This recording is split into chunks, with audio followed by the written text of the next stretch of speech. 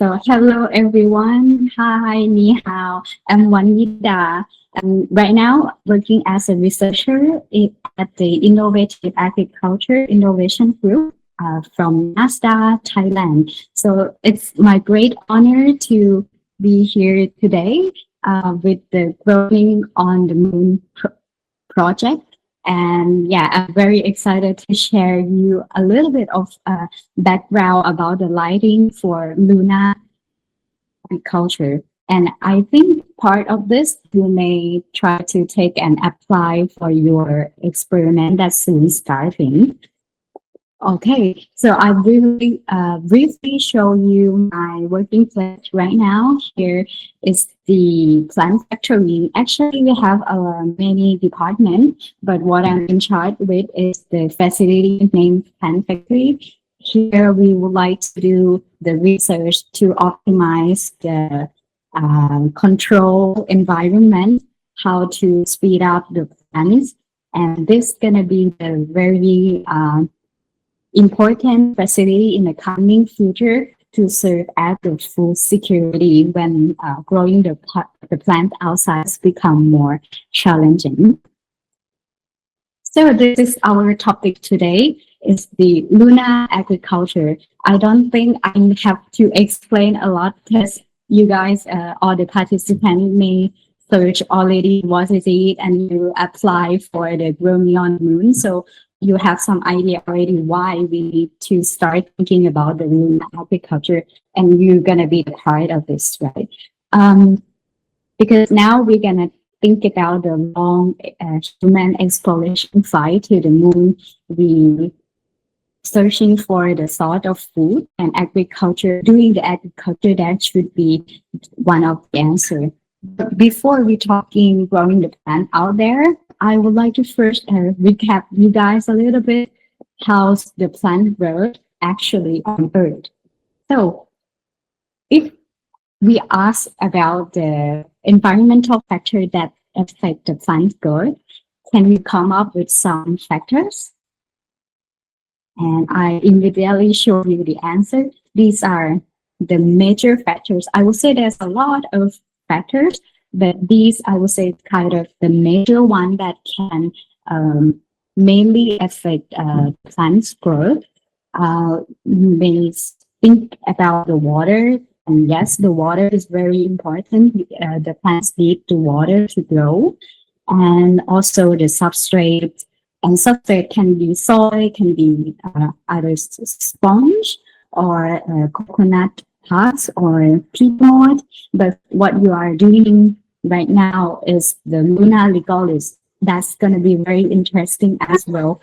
I have no experience yet how to use the Luna legalis to grow the plants, but I believe that your results is going to be very interesting how the plant react with. Not only the substrate, but the plant also need the fertilizers or the minerals. If the substrate have not enough the fertilizer, it's also important for you to add them an extra. And also the plant needs the carbon dioxide. I think many of you know that because this is the key for the photosynthesis. But do not skip the oxygen because the plant also needs the oxygen for the respiration. On top of that, for the plant to uptake these two guys, they need the proper wind speed that can enhance the opening of the stomata. Then the plants can capture the carbon dioxide or oxygen. And for these type of activities, the plant also require the proper temperature. Then the plant can grow very well. If the temperature is too low or too high for that plant, the growth can be inhibited. And lastly, and this is the topic that we're going to talk about today, is light. And actually the light, the main source that we use these days, the sunlight. So the light from the sun is a natural light. So for this kind of factors, I put like just a brief number that I, to be honest, search on the internet, but conclude in this table to compare these factors that found on the Earth, we are very familiar with, and against the lunas, the conditions in the lunas, or on the moon, let's say. So there are the light intensity. So on Earth, the maximum is like 2000 during the midday, but on the moon slightly higher, up to 3000 micromole per square meter per second. For photo period on Earth, we are familiar with 24 hours, right? And let's say briefly, it's like half day with light and half day under the dark. But on the moon, it's very interesting because it's going to be 15 days of light and followed by 15 days of the darkness. And I think this is going to be very challenging for the plants to grow there as well. The next is about the spectral qualities, because on Earth we have the ozone, which is the atmosphere to filter the sunlight before we perceive. But on the moon, there is no atmosphere, so the light there is fully exposed with the UV and cosmetic rays. Next, I put some numbers of the temperature on Earth. We can see the temperature above -10 to 40 degrees Celsius, depend on the regions. But on the moon, the temperature can be very different from -150 degrees Celsius to 100 degrees, which is going to be challenging as well. Next is the relative humidities, because on Earth we have plenty water resource, so we have quite percentage of 40 to 80%, but so far on the moon, the water is quite limited nowadays, that we know. So they say the humidity can be super low, almost 0%. And lastly, the gravity. So if on Earth it's like 1, on the moon it's just 0.16, so it's like just 1/6 compared to the Earth. So for this factor, is quite very, very different from what we have now. So the first idea of growing the plant on the moon, I think if you search on the internet, you will see a lot of this type of structure. So I believe that the first plant gonna be having the construction like this to cover the plants, and inside the environmental factor could be well controlled and try to mimic the condition that we have here. That should be the very first plan to launch. And then when we talk about the light, I would like to simply define the light to be 3 categories to make it easy, but actually it can be a little bit more complicated later. So first is the light intensity, and then light spectrums and photoperiod. So one of these or together of these can influence strongly to the photosynthesis and plant development. And later on, it determines the yields and qualities of the plants that we grow. And then ask how the plants see the light. For humans like us, we have eyes to see the light, right? But for the plants, they have the photoreceptors. And actually, there are many kind of photoreceptors, and each of them can perceive the different colors of light, let's say. For the visible light, you may know it starts from 400 to 700 nanometers. So the plant can perceive very well the light in this region. But if over the regions like from 300 to 400 or over 700 nanometers, the plant can also perceive this with different types of a photoreceptor. So just to keep in mind that the plants can see better than us. So to plan the experiment, you have to well manage the light. Then if we talk about the photosynthesis, everyone probably think about this classic equation, because probably plant is the major living things that can do this, to convert the carbon dioxide to sugars and water and oxygen. So, and this reaction can do by chlorophyll, and it needs the light. And it happens naturally in the chloroplast that located on the plants most of the time, on the leaf of the plants. So not only the photosynthesis, but the plant also have the photomorphogenesis. And this is one of the example that many of you have seen in the textbook, because this is the easiest phenomena that you can see even at your house. I think if you grow the plants and if you give the plant just upright, so the plant will grow straight toward the light. But if you grow the plant, for example, next to the window, a little bit of shade there, the plants always grow bent toward the light, like this. So this is one of the reaction of the plants that respond to the light, and it's very important for them to survive in such kind of condition.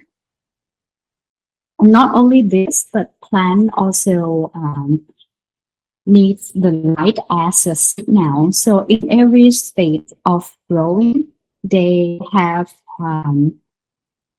the light play as a signal to order the plants what to do. For example, if in the darkness, the plants start sprouting, so the seed germination happens here.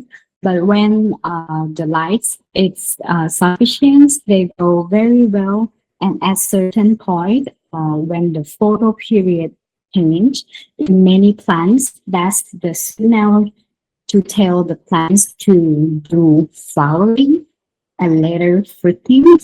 And at the end, the plant will senescence and then the seed will be regenerated in the next cycle, something like that.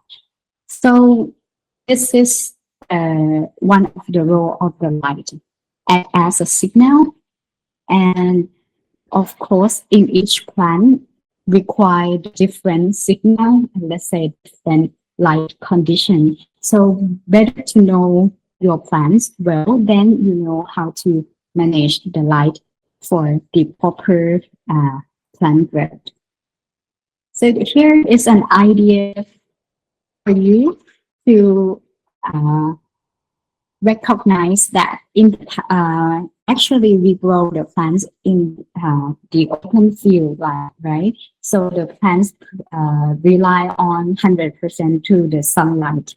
And sunlight someday can be very, very bright, but if it's during the rainy season, very cloudy, so the plants, the light is very low, so the plants receive less light than usual.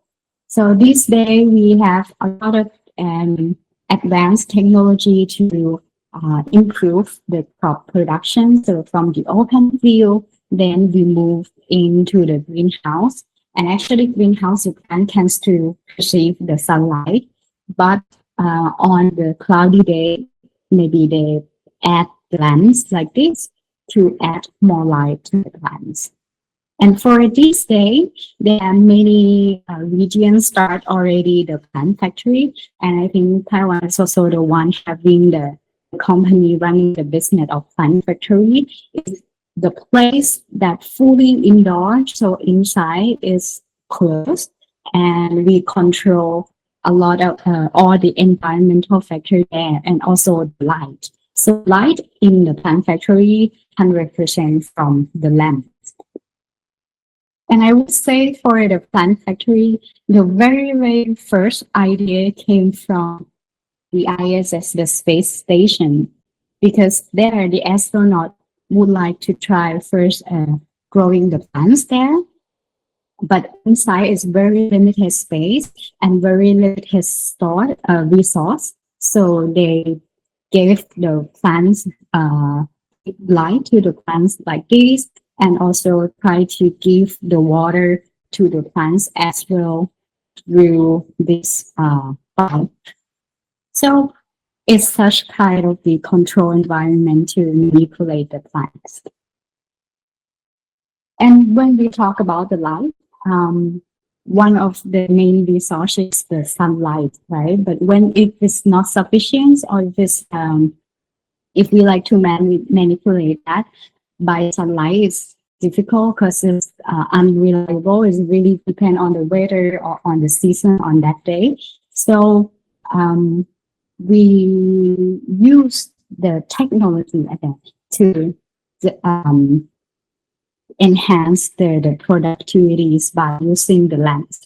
And actually the lamps, right now there's a kind of many kinds of lamps, and I think you have seen most of them, like fluorescent, the HPS, or the LED. And I would like to focus on the LED because it's the most advanced technology. This is how the lamps look like, but actually right now there are many kind of LED, so it can be very thin or very small, or it can be sometimes like it circle the plate like that. The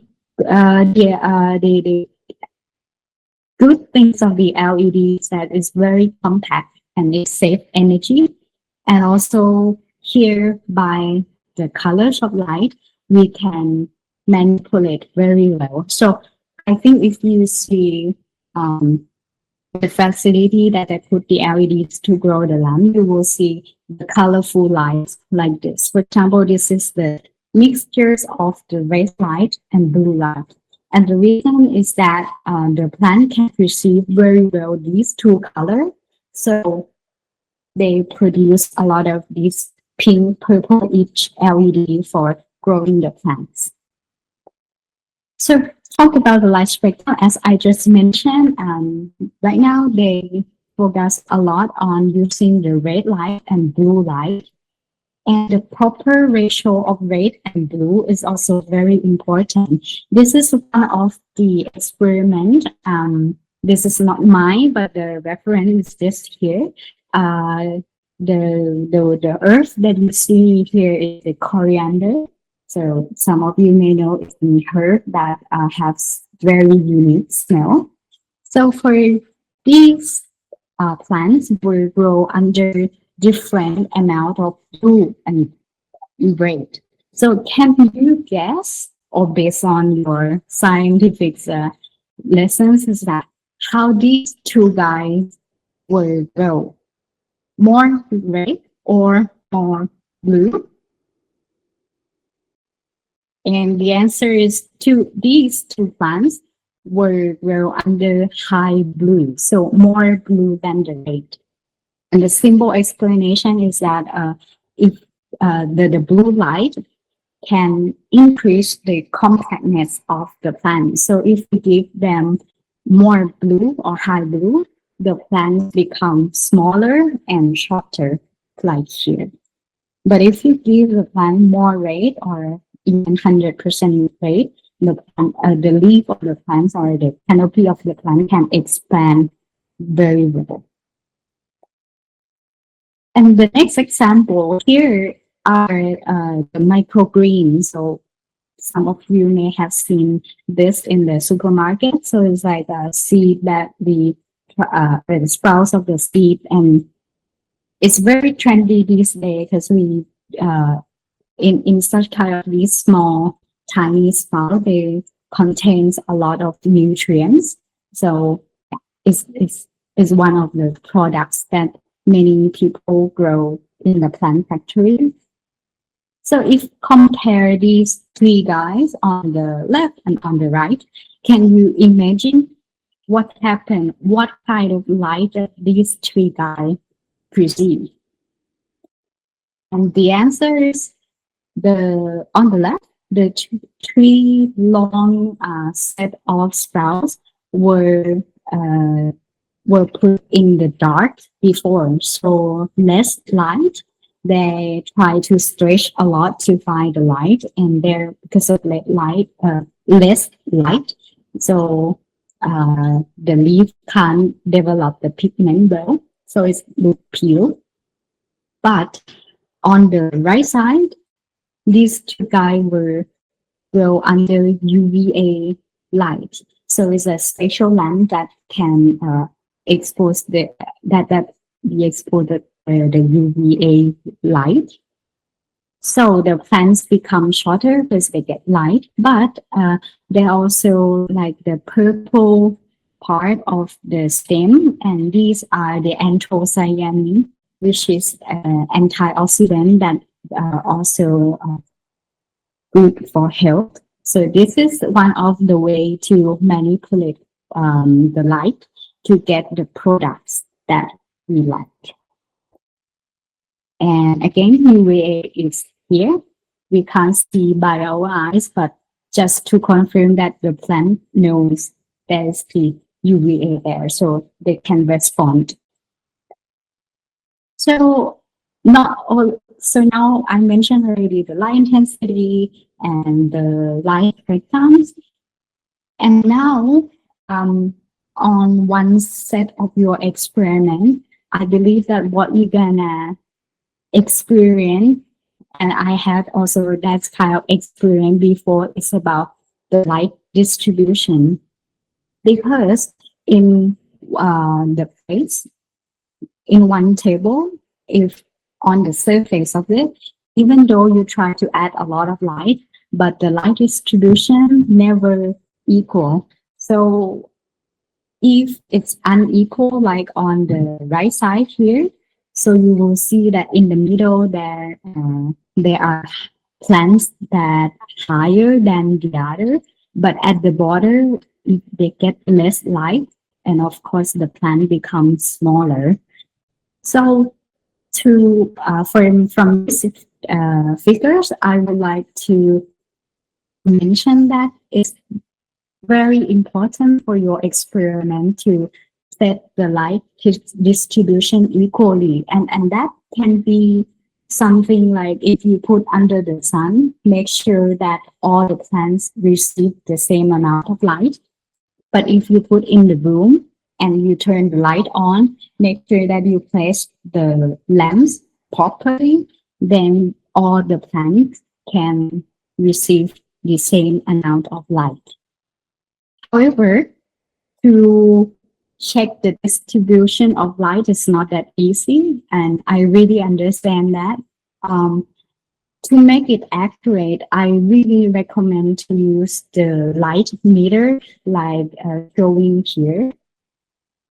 However, it's quite expensive, and maybe as you have no such kind of tools, the alternative would be the application. I just quickly searched and I found that there's a lot of application that you can download on your smartphone, and that can be used through the camera lens to measure the light. However, the accuracy may not be comparable with the tools, but I do believe that with some kind of app, you can at least get some idea or some rough number how much of light are they, and more importantly, are they really equal in each plant that you grow or not. So it's really nice to have this number in the report, and then at the end from the result you can see if the light is really matter or not. So, and I think we're coming to the very last part of my presentation. For your experimental design, I do believe that you include a lot of factors already. And do not forget about the light, because light can influence the growth of the plants very much. And if you do not grow control, you will see from your result that the plants strongly respond to the light, and it can be a little bit strange by the treatment that you plan. So better to control that. Then I got some questions here that I think you better ask yourself or your team what's your decision for the experiment. The first one is strategic light source. So are you planning to use to get the plant by using the natural light or artificial light? Natural light could be the sun. So can you make sure that your plants are really under the sun and all the plants that you do having the same amount of sunlight? Are there any plants shaded by the shade or not? It's nice to check the whole day because the sun moves, so the shade can be changed. So, but if you decide to use the artificial light, so what types of the lamps that you're going to use? Are they the fluorescent lamps or LED lamps? And this type of lamps, it's going to be very well controlled. You can choose your own time to turn on and off. So make sure that you make it constant throughout the experiment. And the second, sufficient amount of light. This is a very difficult question, but it's very important for you to review before. What kind of plant are you gonna grow and which stage are they? And this will answer how much of light do your plants need. So, and to do this, you can simply Google it, or you can better search for the publication. If the plant species are common, like vegetable, I do believe that there are some report about this already. How much of light do they need? And again, be careful because giving the plants of light is like they respond like a sweet spot. So if it's too low, the plant will not grow. If it's optimum, the plant grow the base. But if you give the plant too much light, that's gonna inhibit the plants as well. And the light, if it's too much, they're gonna cause the damage on the leaf, and you will see that. And if you see that, try to solve it directly. For example, move the plants a little bit away from the high light, for example.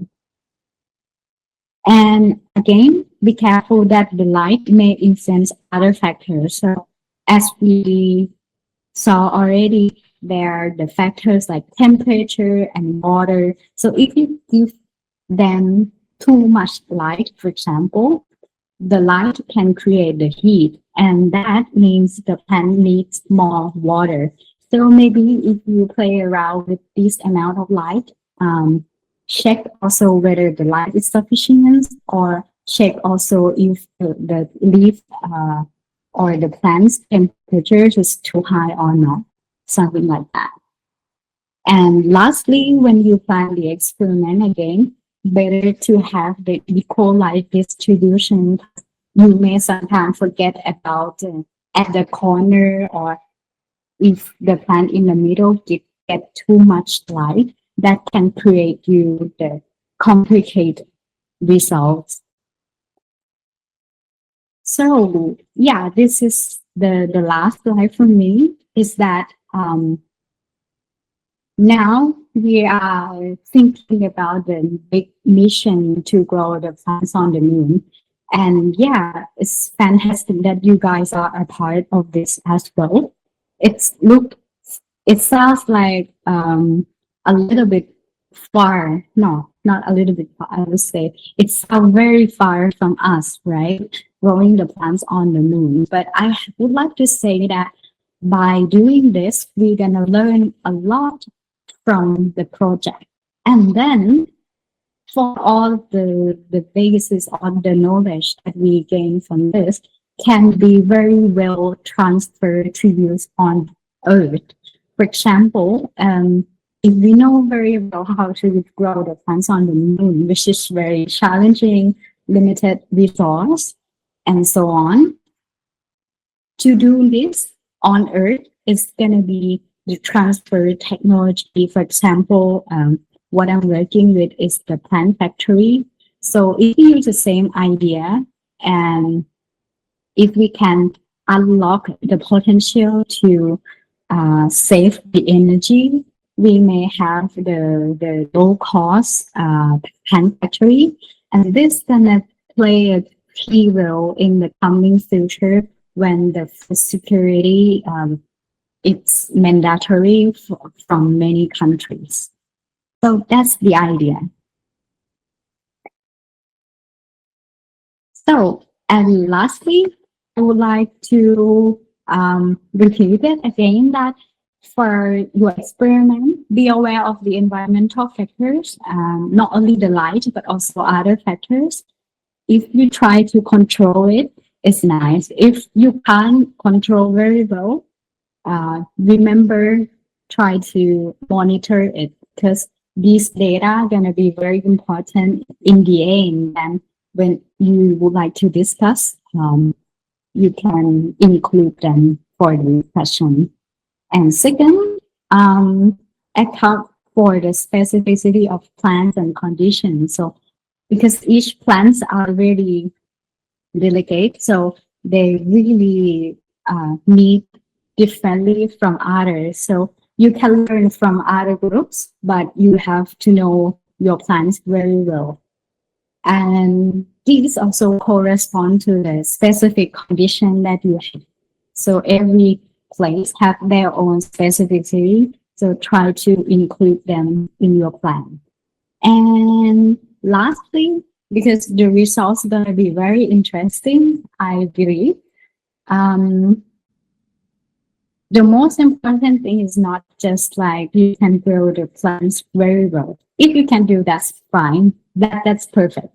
But if your plants behave something weird or a little bit strange, don't be sad by that, but try to do the discussion, and that should be the evidence-based discussion. If you know more, if you collect more the data, monitor all the factors that happens, I do believe that you're gonna get a very strong discussion, and that could lead to the new discovery as well. So that's all from me. And again, congratulations to all of you, and I hope you success in the coming experiments. And I'm very looking forward to sharing you the result. And of course, if you have any other further questions or would like to discuss more about this type of topic, I'm very happy to do so. So here's my contact info, my email. And yeah, see you and good luck. Thank you so much.